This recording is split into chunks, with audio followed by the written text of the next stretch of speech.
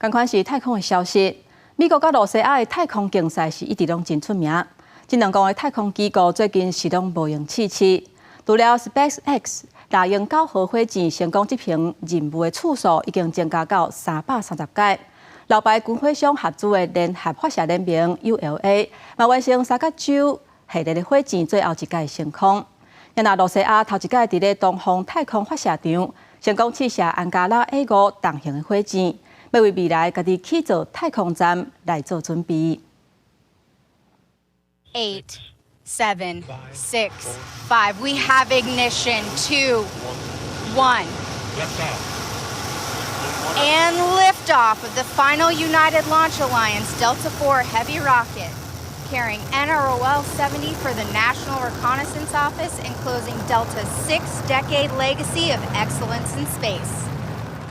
自1960年的5月，3加州系列载运火箭第一遍发射到达，差不多拢是甲美国的太空事业做阵向前行。这种由中程的大道飞弹改装的载运火箭，自早期实用化3加州2型到体型增加50%的4型，上面是搭配超大推进器。2004年出现的4型重量版，一般替美国的太空总署 NASA、军方甚至情报部门执行超过300遍的太空任务，以后将会由今年初出现的火星载运火箭接手，作为发射国家大型太空舱的主力。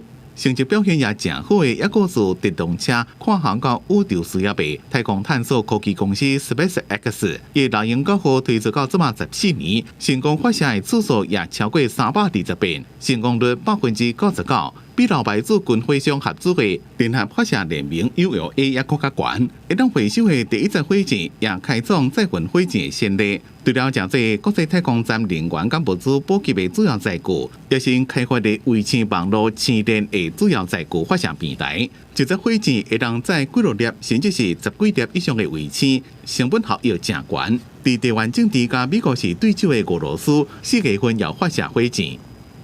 «Ангара» — общее название целого семейства ракет-носителей, от легкой до сверхтяжелой. Их главное преимущество — универсальные ракетные модули, сокращенно УРМ. Модули добавляют или убирают в зависимости от нагрузки, которую надо вывести на орбиту. Так можно создать ракету грузоподъемностью от 4 до 35 тонн. 公司新闻是嘉玲编译。